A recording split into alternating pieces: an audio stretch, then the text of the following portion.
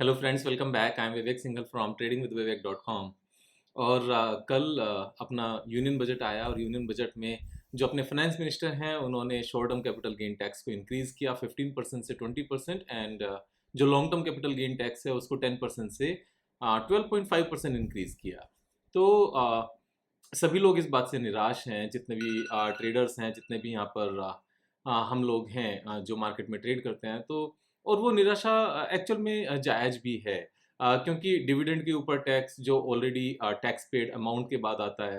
और फिर long term capital gain tax होना ही नहीं चाहिए, क्योंकि वहाँ पर कंपनीज उस प्रॉफिट को कमाने के लिए ऑलरेडी टैक्स दे चुकी हैं। Short term capital gain tax जो सबसे पहले 10% हुआ करता था, उसके बाद में 15% किया, उसके बाद में अभी 20% किया। Maybe they will take it up to 30%। And अगर बस चले उनका तो शायद 50%, और शायद बस चले तो सारा प्रॉफिट हमारा, लॉस तुम्हारा, मे बी। क्योंकि जब गलत पोजीशन पर गलत लोग बैठे हों तो थोड़ा सा ऐसा होता है यहाँ पर। मुझे याद है एक टाइम था जब ICICI bank, axis bank and SBI bank, तीनों के जो चीफ थे वो सिमिलर थे। उनमें एक यूनिफॉर्मिटी थी, एक सी बात थी। और तीनों ही बैंक बुरी तरह से यहाँ पर बेकार कर दिए गए थे। अभी भी टू मेजर पोजीशंस पर सेम ही यूनिफॉर्मिटी के साथ कुछ लोग बैठे हैं।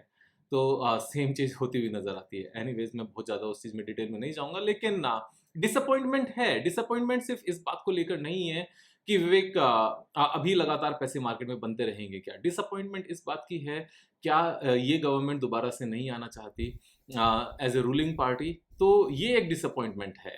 कहीं ना कहीं अगर इनको लगता है कि जहाँ भी कोई भी इंसान पैसे कमा रहा है या कहीं पर भी इंटरेस्ट है, बस वहाँ से टैक्स के रूप में उनसे पैसे ले लिए जाएं।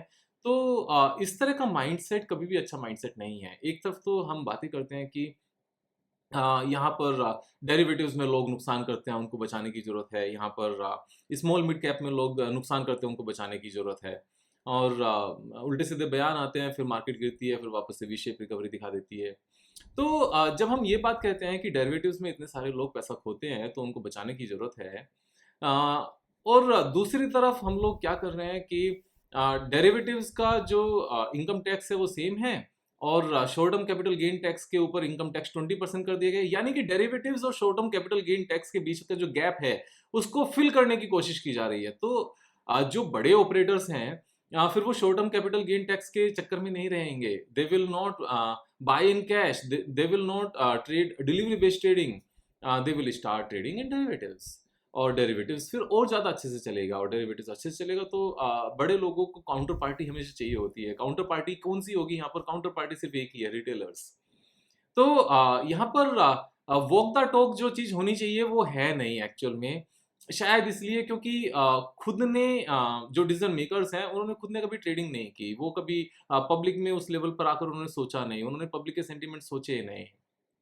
तो इस तरह की चीज़ें होती हैं। यहाँ पर मेरा मानना ये है, पॉलिटिक्स को जितना मैं समझता हूँ उस हिसाब से जो मेन डिसीजन मेकर हैं वे लोग होने चाहिए जिन्होंने कभी चुनाव लड़े हों, जो कभी हारे या जीते हों। क्योंकि उन लोगों को पब्लिक की फीलिंग का पता होता है, अदरवाइज बाकी लोगों को पब्लिक की फीलिंग का नहीं पता होता। और ये छोटे छोटे से रीजंस जब एक्यूमुलेट होते जाते हैं तो सरकार का दोबारा नहीं आना पावर में, वो थोड़ा सा एश्योर मीन्स श्योर होता जाता है। और अगर ये सरकार वापस से नहीं आती है तो इंडिया जो ग्रोथ में है शायद वो नहीं रहेगी। तो my main concern is not that कि इन्होंने 5% बढ़ा दिया। उससे बहुत ज़्यादा ये है कि ये सरकार दोबारा नहीं आना चाहती, क्या वैसे ही डावाडोल सिचुएशन है। अब बात ये आती है कि इन्होंने क्यों बढ़ाया। देखो, ये नियत है। अगर सामने वाला पैसे कमा रहा है तो देखो, मुझे तो आता नहीं है कमाना, मैं तो करता नहीं हूँ या फिर मैं करती नहीं हूँ, तो मुझे तो फर्क नहीं पड़ता। एक काम करते हैं, ये कमा रहे हैं ना, ये इनसे छीन लेते हैं। ये माइंडसेट कभी भी उन लोगों का नहीं होना चाहिए जिनको बड़ी पावर दी गई है। यहाँ पर इस बात को बहुत ज़्यादा समझने की ज़रूरत है। अगर मुझे तो नहीं लगता कि मेरी इस वीडियो को उस लेवल के लोग देख रहे होंगे जो उन लोगों को रिप्लेस कर सकें। लेकिन अगर इनडायरेक्टली भी उनके पास मैसेज पहुंचता है तो एक बार रीथिंक करने की ज़रूरत है। Not because I am saying, just because do you really not want to come in the power again. तो ये एक बहुत ही सीरियस कंसर्न है। नाउ पॉइंट आता है कि इन्होंने क्या करने की कोशिश की। इन्होंने एक्चुअल में जो बाकी एसेट क्लासेस हैं जहां पर लोग इन्वेस्टमेंट करते हैं और जो रियल एस्टेट जो स्टॉक मार्केट है, उन दोनों में long term capital gain tax में सिमिलैरिटी लाने की कोशिश की, लेकिन चतुराई दिखाकर। एक चीज हमेशा ध्यान रखना, अगर कोई इंसान सामने वाले को बुद्धू समझकर चतुराई दिखाना चाहता है और सामने तो ये दिखाना चाहता है that we are playing a fair game, we want to bring all the asset classes at the same level, जो लेवल जो सेम लेवल पर जो प्लेइंग होती है, तो वो दिखाना तो चाहते हैं, लेकिन एक्चुअल में ऐसा नहीं है, नियत अंदर से गंदी है। तो यहाँ क्या किया गया, बताने को तो ये बताया गया कि देखो हमने जो रियल एस्टेट है उसमें जो long term capital gain tax होता था, जो 20% होता था, we have reduce that to 12.5%, और हमने स्टॉक्स में 12.5% कर दिया। तो जो रियल एस्टेट में ट्रेडिंग करते थे या जो ट्रेडिंग कर सकते थे, जो इन्वेस्टर्स थे, not the end user, and user तो ट्रेडिंग करता ही नहीं, एंड यूजर ने तो एक बार बाय किया वो तो लेकर बैठ जाता है, तो वहां तो इनको फर्क ही नहीं पड़ता। और जो लोग ट्रेडिंग करते हैं कि अब ट्रेडिंग करने के लिए रियल एस्टेट में भी आओ, you should not only trade in the stock market, ये तो पॉइंट कहना चाह रहे हैं वो कि 12.5% हमने देखो रिड्यूस कर दिया 20% से, लेकिन यहां पर इंडेक्सेशन हटा दिया। इंडेक्सेशन हटाकर अगर इनकम टैक्स 20% से लेस करके 12.5% भी होता है ना, तो भी एंड यूजर किसी भी कीमत पर ज्यादा ही पे कर रहा है। तो सेम गोल्ड में किया। अब गोल्ड में अगर एप्रिसिएशन तो आया 6% एनुअल का, और 6% ही आपका इन्फ्लेशन था, तो पहले क्या होता था कि क्योंकि इन 6% इन्फ्लेशन है, 6% ही आपका रिटर्न आया, तो आपको कोई टैक्स नहीं देना, क्योंकि एक्चुअल में आपके गोल्ड की कीमत नहीं बढ़ी। लेकिन अभी जो स्मार्ट लोगों ने जो चेंजेस किए हैं वो क्या कहते हैं कि देखो जी, हमें तो मतलब नहीं है इंडेक्सेशन से, हमें मतलब नहीं है महंगाई से, महंगाई तो बढ़ेगी ही, क्योंकि हम जीएसटी लगातार बढ़ाते रहेंगे हर चीज पर। तो यहाँ पर उन्होंने सिंपल सा एक पॉइंट किया कि इन्फ्लेशन का कोई मतलब नहीं है, आपके पैसे अगर 100 रुपीज के 120 हो गए, भले 5 ईयर्स में हो गए, तो भी आप उस प्रॉफिट के ऊपर 12.5% इनकम टैक्स दोगे। This is the bad thing you can do. Literally मैं आम जनता के बिहाफ पर अगर बात करूं, आम जनता तो छोड़ो, आप ही की पार्टी के बिहाफ पर बात करूं, तो भी आप गलत ट्रैक पर हो। अगर आपको लगता है कि इस देश में जो कुछ खुशहाल लोग हैं, अगर वो 2 पैसे कमा रहे हैं, उनसे पैसे छीन कर, और आप कुछ स्टेट्स को, क्योंकि उन्होंने आपकी पार्टी को सपोर्ट किया हुआ है और उनको आपको 20,000 करोड़ 50,000 करोड़ रुपए देने हैं, तो यहां से लेकर दोगे, नेक्स्ट टाइम सपोर्ट लेकर भी सरकार बनाने लायक बचते नहीं है उस केस में। इवन दो मैं बीजेपी को सपोर्ट करता हूं, और स्टिल आई एम सेइंग कि कंसर्न यही है कि अगर इस तरीके से आप लोग चलते रहे तो अगली बार आओगे कैसे, और अगली बार आओगे नहीं तो हिंदुस्तान का होगा क्या। So that is the main concern. Politics थोड़ी सी गलत डायरेक्शन में जा रही है, आप लोगों की थोड़ा सा रीथिंक करने की जरूरत है। ये बिल्कुल गलत तरीका है। अब बात एक और आती है, ये तो मैंने सबसे पहले बात की कि क्या किया, कितना गलत है। सेकंड पॉइंट ये बात आई कि इन्होंने रियल एस्टेट में क्या किया और इन्होंने यहाँ पर गोल्ड में क्या किया। अब पॉइंट आता है विवेक का, ये भी तो बताओ 15% से 20% किया, इससे स्टॉक मार्केट पर क्या फर्क पड़ेगा। तो मेरा कहना है इससे स्टॉक मार्केट पर जीरो इंपैक्ट पड़ेगा, इस बात का कुछ फर्क ही नहीं पड़ता है स्टॉक मार्केट पर। ऐसा क्यों? क्योंकि आप एक चीज देखो, यहां पर जब अरुण जेटली जी थे, अरुण जेटली जी ने यहां पर इनकम टैक्स लगाया, long term capital gain tax. उससे पहले long term capital gain tax zero होता था 2018 में, फरवरी 2018 को, 1 फेब 2018 को जब बजट आया था, तो यहां पर 0% टैक्स से 10% लगा दिया गया, and short term capital gain tax 10% से बढ़ाकर 15% कर दिया गया। तो उस टाइम पर मार्केट क्या थी, एक बार ये भी समझने की जरूरत है। तो निफ्टी को अगर हम देखें तो 1 फेब 2018 को कितनी थी, यहां पर अगर हम पीछे जाते हैं, दिस वन फरवरी हम देख सकते हैं 1 Feb. So this is the level, right. उसके बाद में कुछ दिन तो मार्केट गिरी, लेकिन कितना फर्क पड़ा। लेकिन एक ही रास्ते पर, ये एक ही जगह पर लगातार चलती रही, और अगर ultimately over a period of 6-7 years देखें, तब से लॉन्ग टर्म को देखें, तो 11,000 के लेवल से ये हमारी 24,000 पहुंच गई। सो मार्केट लगातार अच्छी करती रही, मार्केट को इस तरह से ऐसा कुछ भी फर्क नहीं पड़ा, यानी कि 11,000 से 24,000, और अभी भी लगातार चलती रहेगी। हाँ, ये बात जरूर है कि यहां से थोड़ा सा करेक्शन आ सकता है, फिर चलना शुरू होगी, अब ऐसे में ज्यादा क्या गिरता है? ज्यादा गिरता है ऐसे में स्मॉल कैप। स्मॉल कैप की अगर हम बात करें तो स्मॉल कैप ने किस तरह से रिएक्ट किया है यहाँ पर उस टाइम के बाद में, मैं आपको बताता हूँ। उसके पीछे एक और रीजन था। उस टाइम पर म्यूचुअल फंड से प्रेशर बनाया गया था, म्यूचुअल फंड से small cap large cap scheme में जो स्मॉल कैप लिया हुआ है उसको बेचो।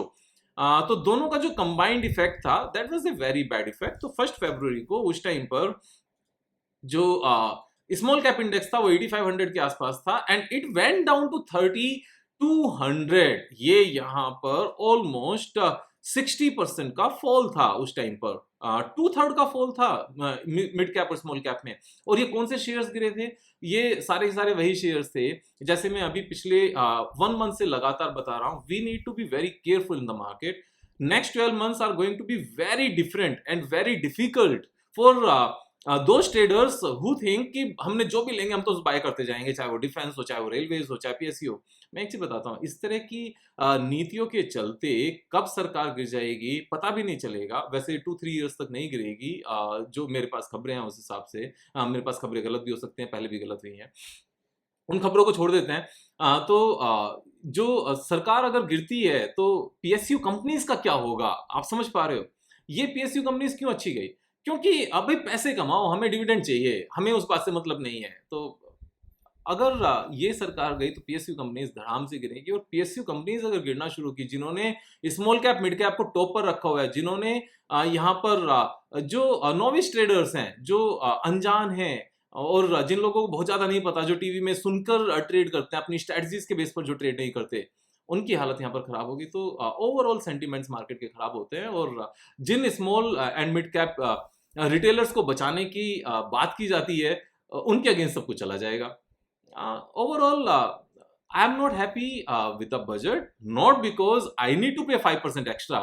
बहुत ज्यादा कुछ भी फर्क नहीं पड़ता। पहले साल के 10 करोड़ कमाते थे, 15% टैक्स देकर 8.5 करोड़ बचते थे, अभी 8 करोड़ बचेंगे। सिर्फ इतना ही फर्क है, उससे ज्यादा कुछ भी फर्क नहीं है। घर के खर्चे चलाने के लिए 8.5 की भी जरूरत नहीं पड़ती और 8 की भी जरूरत नहीं पड़ती। घर के खर्चे वही 1.5, 2, 3, 4 लाख रुपए महीना के होते हैं, उससे ज्यादा नहीं होते हैं।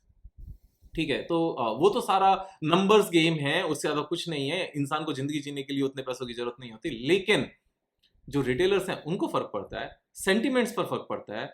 और जो इंटेंशंस है, जो नीयत है, जो छोटी नीयत है, वो चीज आपकी पार्टी को नहीं आने देगी और देश का भविष्य थोड़ा सा खराब हो जाएगा। वहां हर एक उस हिंदुस्तानी को फर्क पड़ता है जिन्होंने शायद आपको वोट दी और जिन्होंने आप पर विश्वास किया। ये यहाँ पर थोड़ा सा नेगेटिव होता है। आई होप आप चीजों को समझ पाओ और समझने के बाद में जब नेक्स्ट ईयर बजट आए तब जो लोग अभी उस कुर्सी पर बैठे हुए हैं वो उस कुर्सी पर ना हो और थोड़े से राइट डिसीजन लिए जाए। हम हिंदुस्तानियों की किस्मत है, अच्छे कर्म किए होंगे तो अच्छे लोग आएंगे और अच्छे कर्म नहीं किए होंगे तो प्रारब्ध हैं सभी के, भुगतेंगे सब। यहाँ पर मार्केट पे कुछ फर्क नहीं पड़ता, देश को फर्क पड़ता है। That is the only point I wanted to say with explanation. तो मार्केट को लेकर जिन लोगों को चिंता है कि मार्केट डाउन जाएगी, उन किसी भी ट्रेडर को फर्क नहीं पड़ेगा जो अपनी स्ट्रेटजीज के बेस पर ट्रेड कर रहे हैं और हाई फ्लाइंग स्टॉक्स को बाय नहीं कर रहे हैं। और उन सब लोगों को यहां पर पिटाई होगी जो हाई फ्लाइंग स्टॉक्स को बाय कर रहे हैं, चाहे बजट आता नहीं भी आता। तो मार्केट पे इंपैक्ट नहीं है, देश के ऊपर इंपैक्ट है। यहाँ पर गलत डायरेक्शन में लेकर जाया जा रहा है। यहाँ पर समझने की जरूरत है।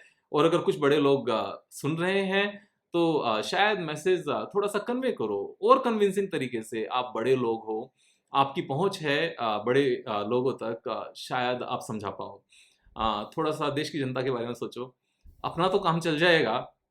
पिछले 20 साल से ट्रेड करके इतना हो गया है कि छोटा मोटा फर्क नहीं पड़ता, घर चलता रहता है अच्छे से। लेकिन जो न्यू कमर्स हैं उनके बारे में तो सोचो, टैक्स के ऊपर टैक्स के ऊपर टैक्स के ऊपर tax. That is not the right idea to say सबका साथ सबका विकास। ये सबका साथ सबका विकास नहीं है। कल फिर मिलेंगे एक नए वीडियो के साथ, तब तक अपना ख्याल रखो। जय हिंद, जय भारत।